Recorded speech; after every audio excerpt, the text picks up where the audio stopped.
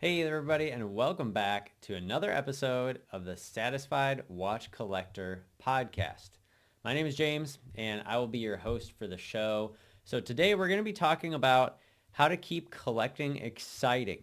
And we'll also kind of dive into doing the opposite, which is, I think, kind of being a boring collector and how to not do that. So if you're joining me for the first time, I am all about you getting out of watches, whatever it is that you want to get out of watches. I want you to know and love the watches you have so that you can be a satisfied watch collector. Now, if you do enjoy this type of content, please like the video, subscribe to the channel. I generally add new videos every week in a couple of different formats. So let's jump in with that. Let's jump into our topic today.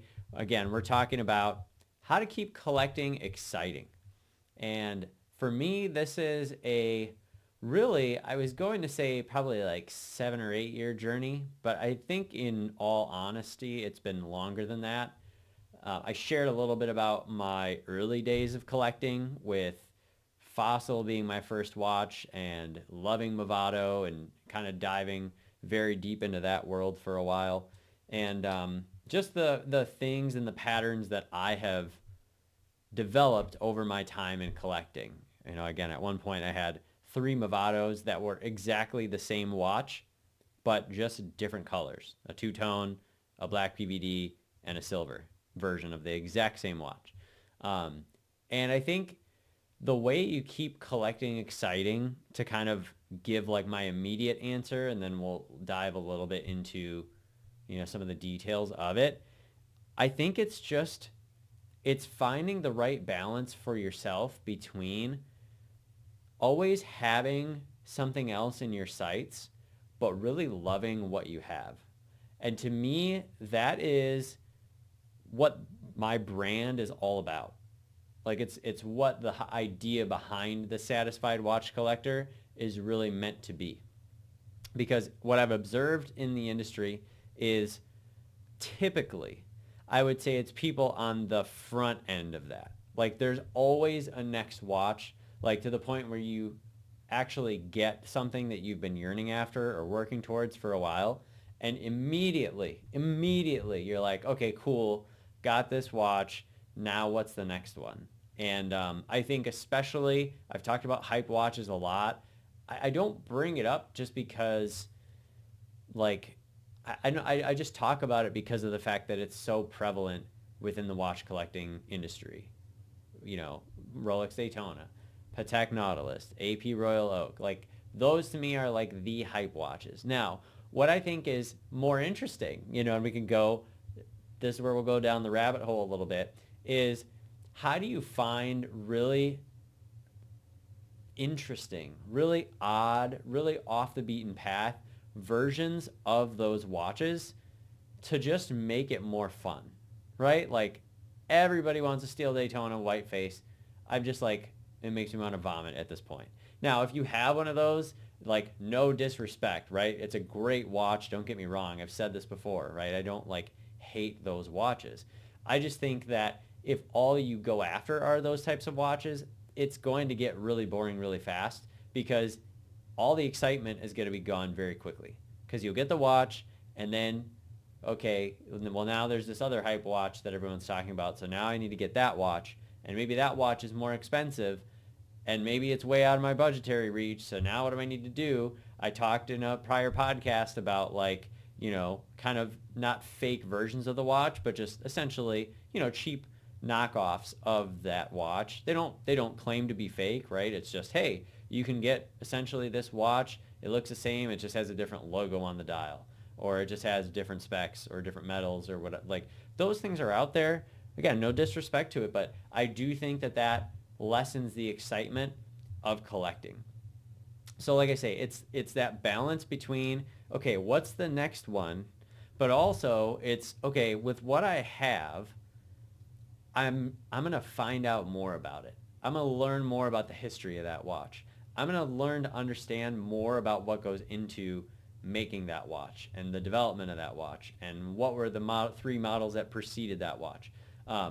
For me, with my collection, I definitely think my Jaeger LeCoultre Master Ultra Thin Perpetual Enamel was like the epitome of that in both directions, right? For a long time, it was the watch that I was like, I am yearning after this.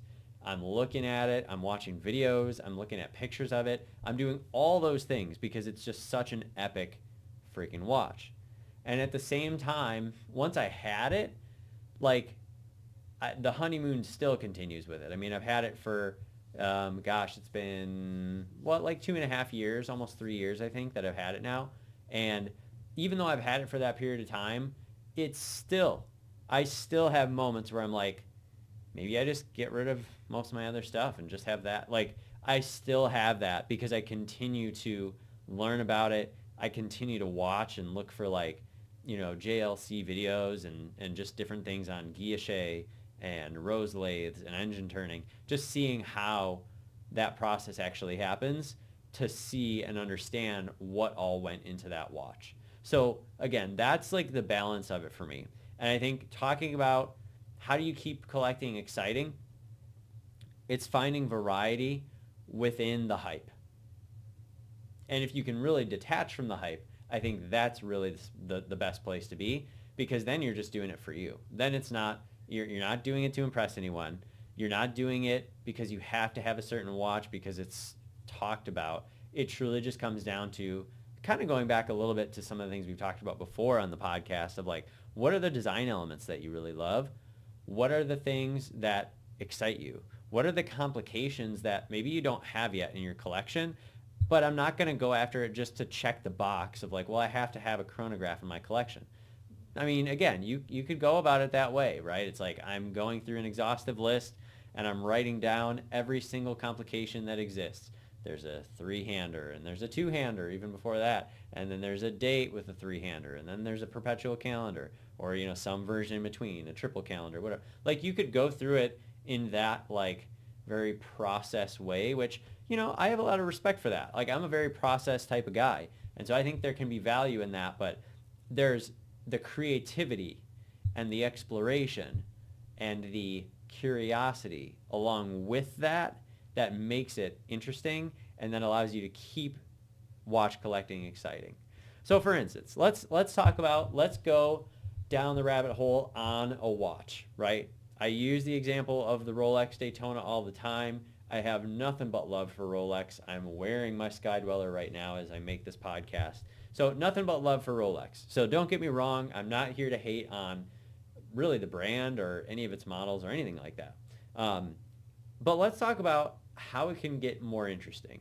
So here are some of the thoughts that I've had as I've kind of seen this Daytona bubble, if you want to call it that. Really, I mean, it's been kind of an industry bubble, with certain brands since like around the time of COVID, maybe a little bit prior when it really started.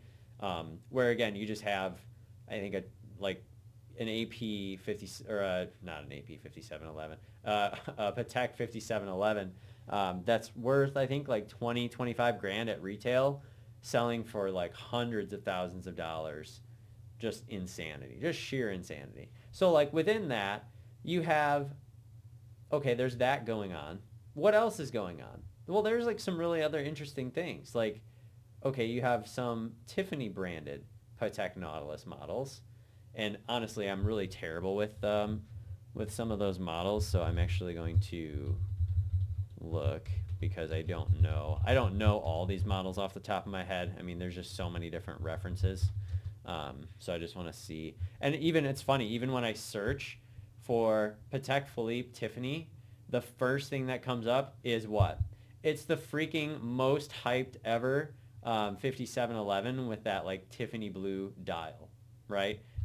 It's just super funny to me. But I mean, again, that's like the way that the watch industry functions to an extent, is so much hype. Like, oh my God, we spotted, I'm like looking at some of these right now. Like, I don't even know who these celebrities are, but it's like a picture of some celebrity wearing this Patek Philippe Nautilus that's Tiffany branded. And just because it's got that color on it, then the world goes crazy. And it's like, okay, that's fine if you want to like live that life. But to me, way more interesting to find stuff. Now I'm like on Chrono 24 and I'm just seeing these things, right?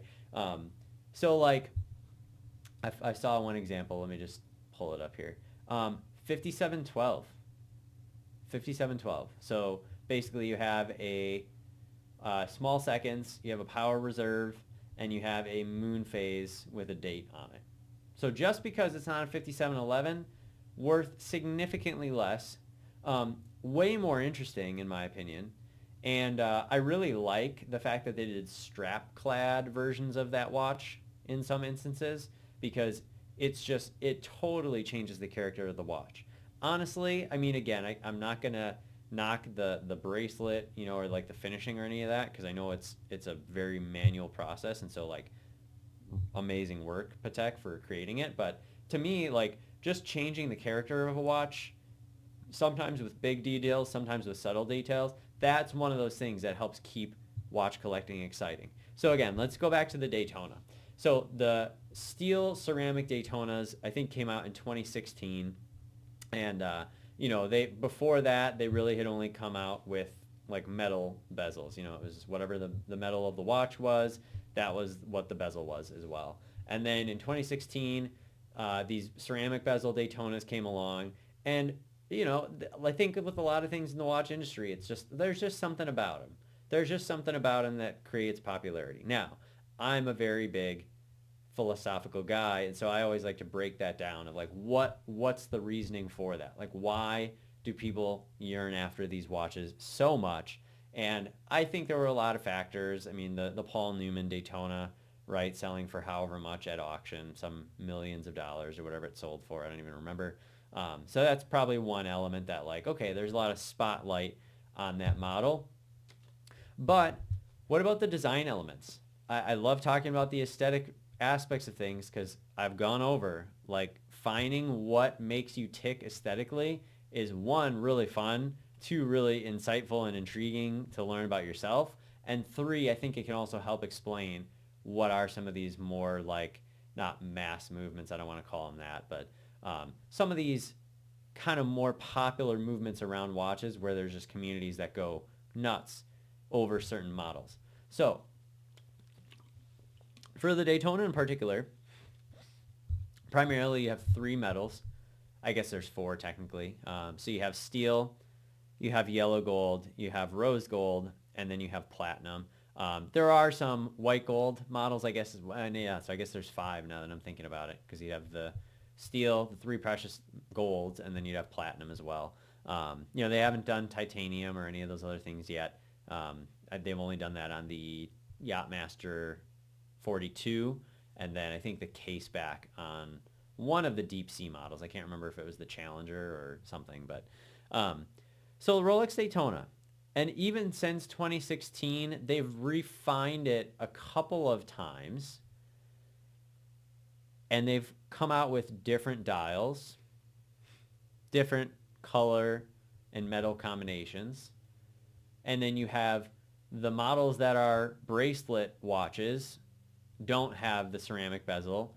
The models that are Oyster Flex, which was another really interesting addition from Rolex, which I personally really love, have the ceramic bezels. And then, you have these combination of elements that come together. And then also within the last couple of model years, you've had the indices, so the hour markers, have gotten a tiny bit thinner. They're a little bit more pointed, there's like a little more element of precision to them. And those have all been subtle changes that Rolex has made to the Daytona line since 2016 when they first released these ceramic models. Now, even within just that, we're just talking about one model, there is so much to keep it exciting outside of just saying, well, there's a steel white-faced Daytona or there's a steel black-faced Daytona. Personally, I think the black looks better. That's just me. And controversial take maybe, I don't know, but I do actually think on almost every model, like just in having seen most of them in both forms, I do actually think the prior generation looks better. Like I like the little bit thicker bezels, I think, or not bezels, I'm sorry, the thicker hour markers. I think it adds a little bit better visual contrast on the dial than you get with this new style of indices that are like really, really, kind of paper thin almost. I just like the look of it better. Again, I think it's the contrast for me that does that.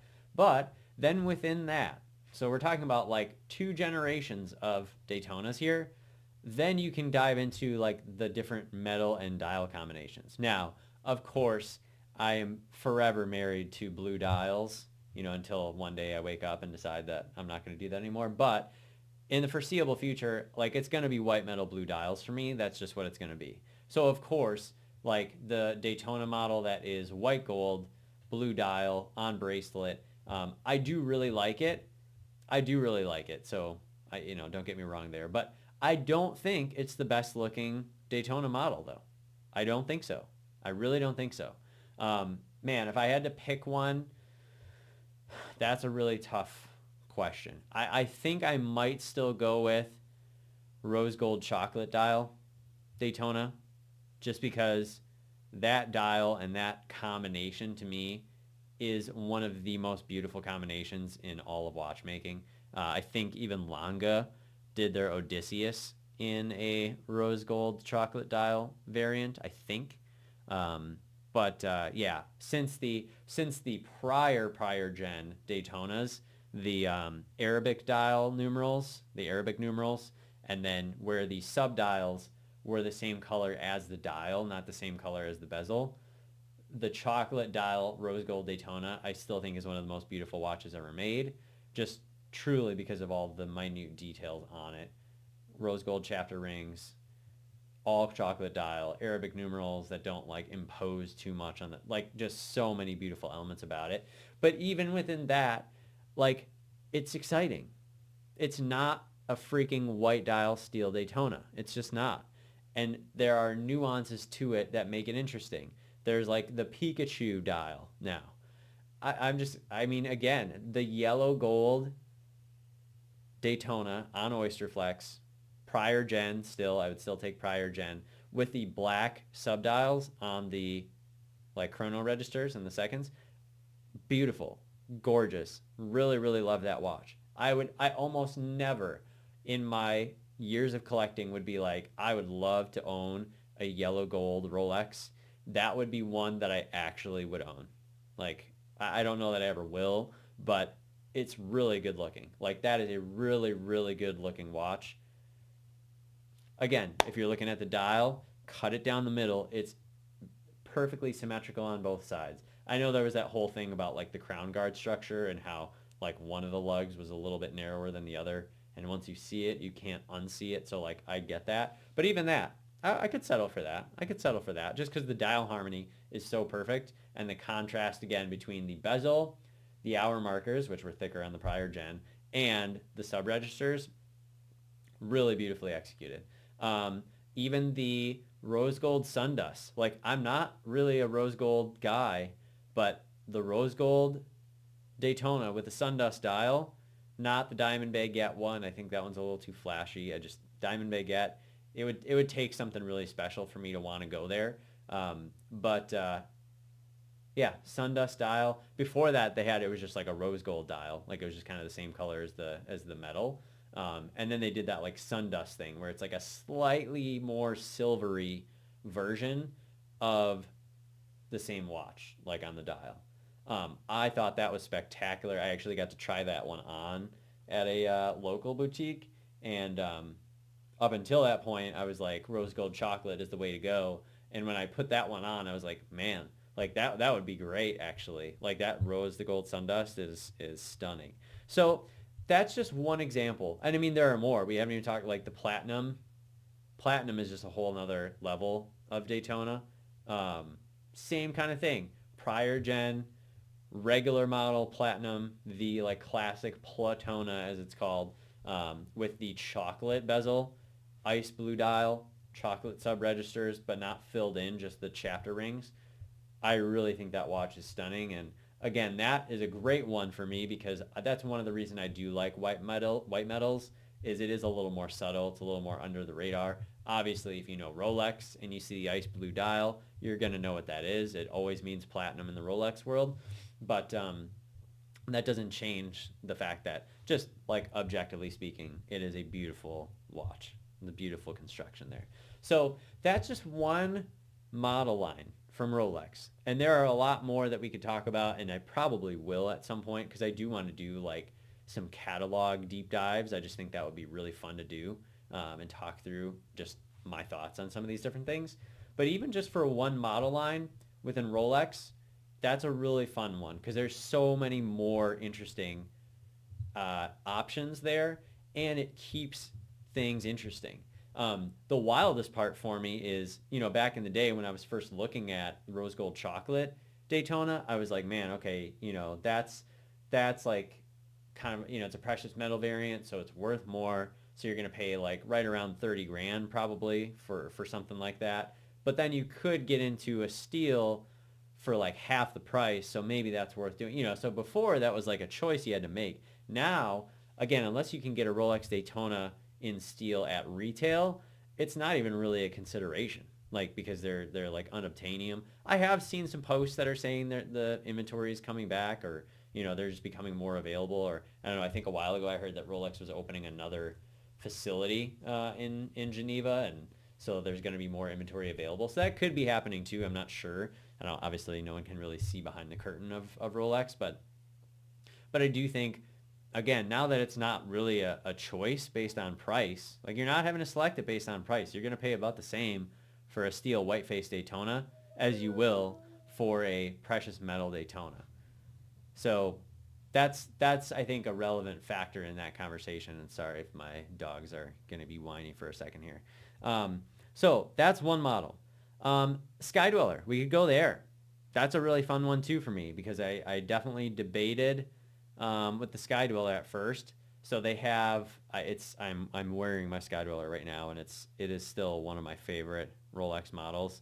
I originally was looking at a Datejust in blue, and I was thinking about getting like a blue 41, because you could get essentially the same configuration that I really liked in the Sky Dweller, right? So you could get a blue dial, 41 millimeter case size, fluted bezel, date window at 3 with the Cyclops lens, and a really good looking watch. Like, I really love the sunburst blue that Rolex uses on their dials.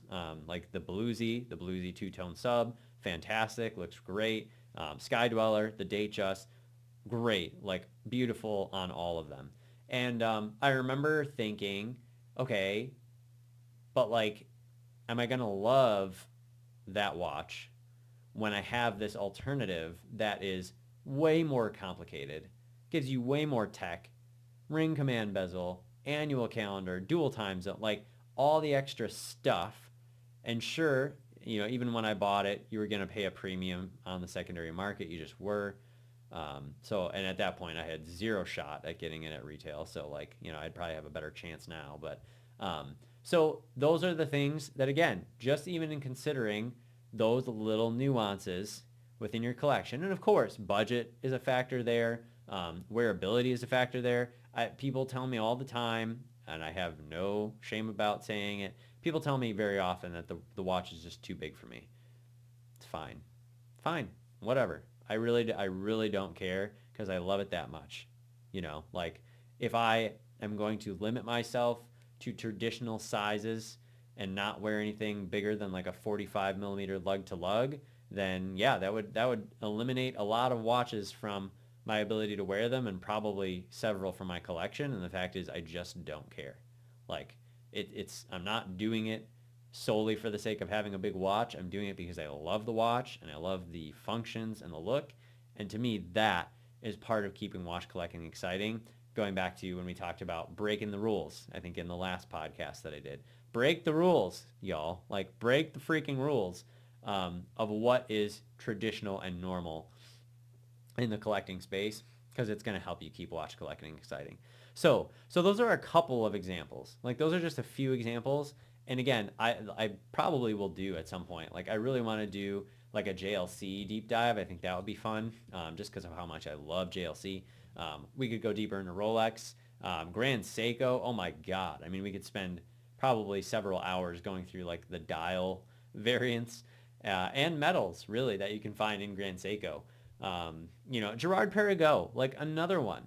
And I think this is actually a really good example. So I'm glad that I'm looking over here at my collection and kind of thinking about this. So up until probably about 6 months ago, all I had seen from Gerard Perregaux was the Laureato. Like that's all I had seen. And I think given that I already had, early on, I had a couple of like stainless steel bracelet Rolex models. And so I think I was just kind of like, again, I didn't buy them for that. But when you compare what those models had, like I have the Sky Dweller and I had a Yachtmaster 2, which is just epic. I'm sad that I don't have that watch anymore. When you compare that to like just a regular integrated bracelet sports watch that doesn't have any like cool functionality to it, in my mind, I think I was just like, why would I want another integrated bracelet watch? Like, why would I want that? I don't really know why I would want that.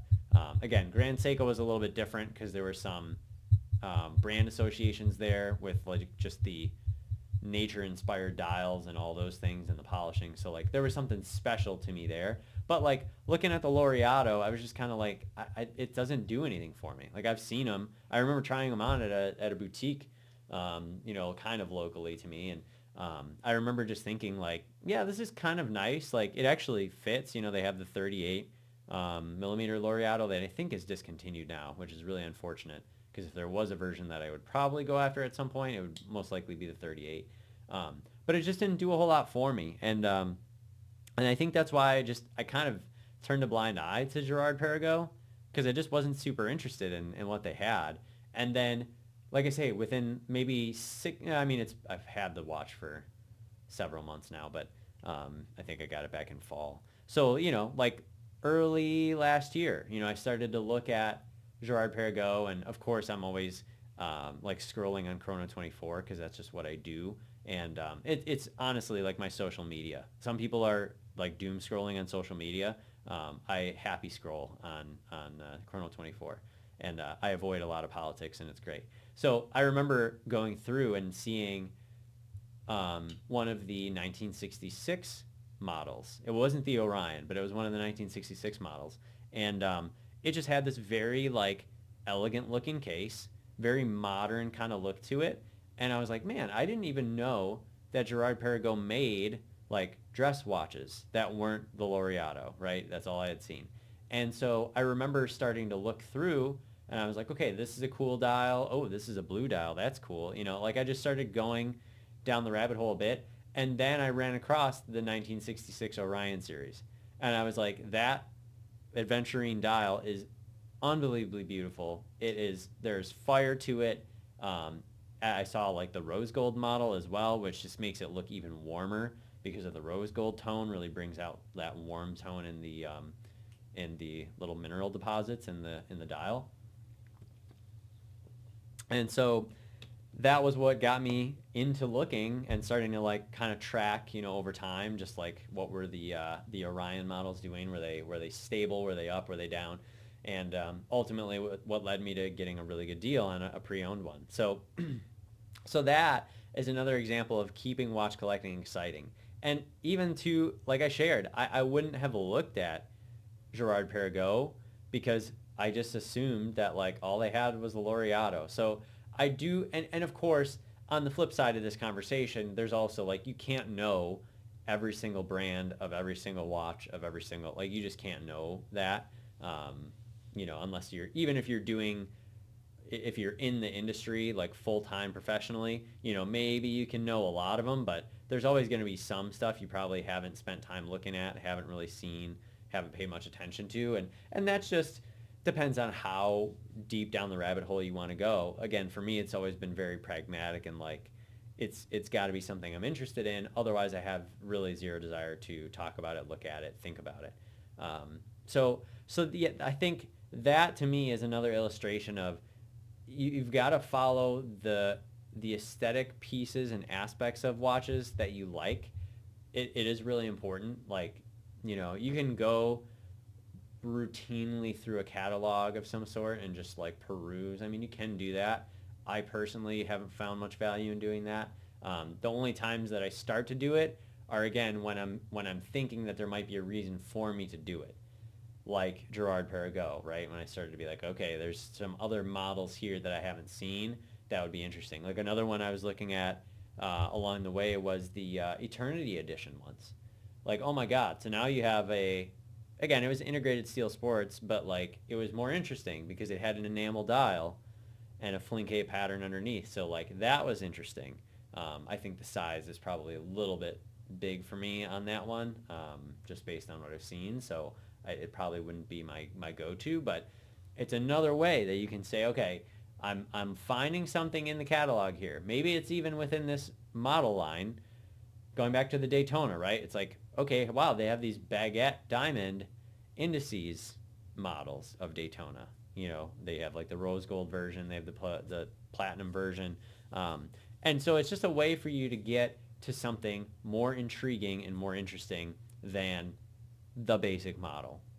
Yeah, there's nothing wrong with the basic model. If that's a budget thing for you, totally makes sense. Like I have 100% respect for that because again, budget is one of the key drivers of this whole conversation, and I don't want you to be buying stuff you can't afford. Like that's not the point of what we're doing here. Like we're here to enjoy this as a hobby, not to sacrifice our long-term goals financially.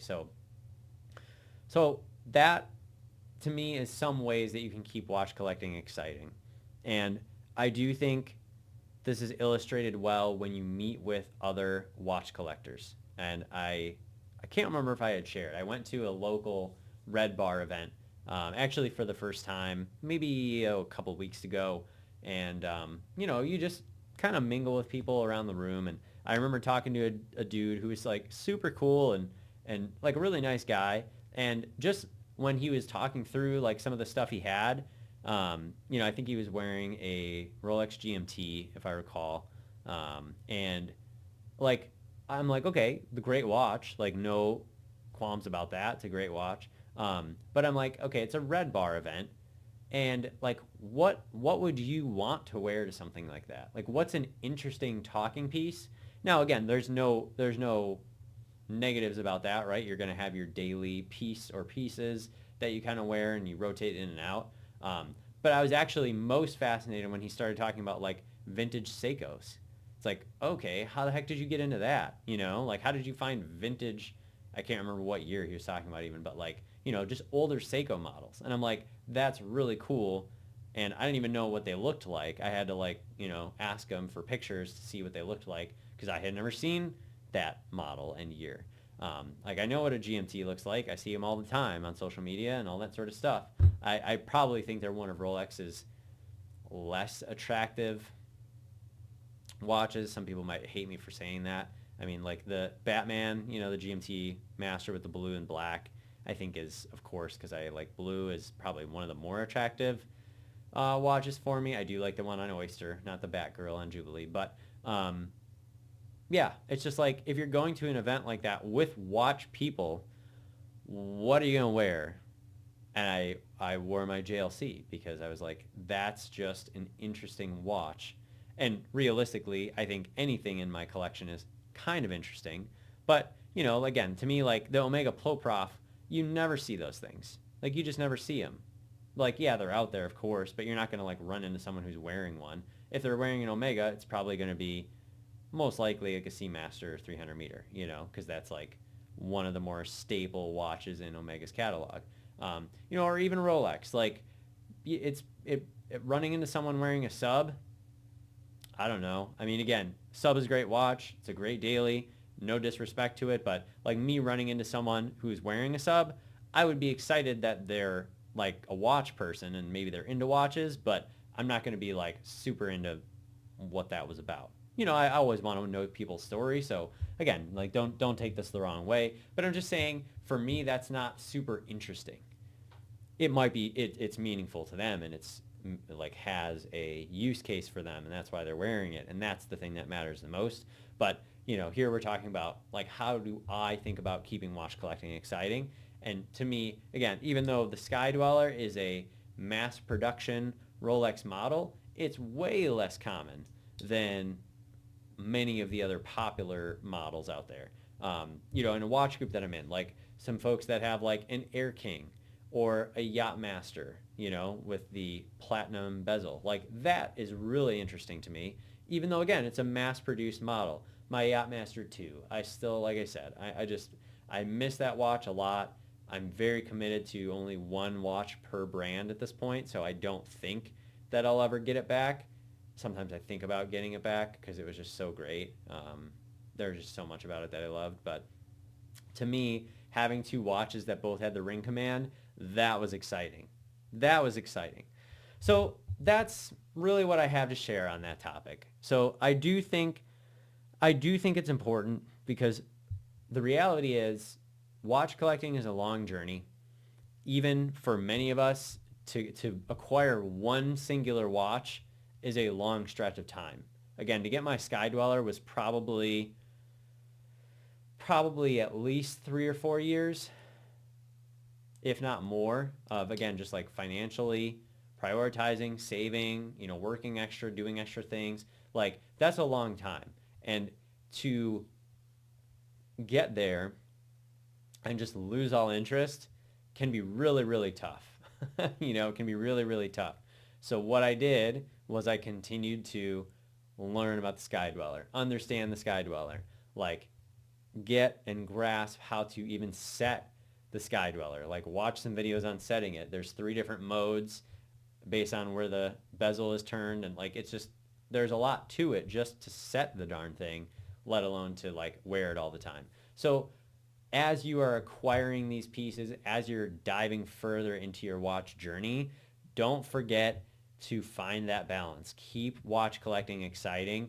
Find that balance between, okay, what's the next thing that I'm kind of looking at, yearning after, exploring, being curious about, and at the same time, how do I take moments where I just look over and I can appreciate my 1 or 17 or 34 or 4 watches and learn more about the watches that you already have. And again, that is my goal for you, is that you continue to learn about and know and love the watches that you have so that you can be a satisfied watch collector. So thank you again for stopping by the podcast. I appreciate it. Please do like the video, subscribe to the channel if this type of content interests you, and leave down below, how do you keep watch collecting exciting? I would love to know, because again, that's my take, but there may be other ways that you've come up with through your collecting days and your collecting journey. How do you keep watch collecting exciting so that it does not become,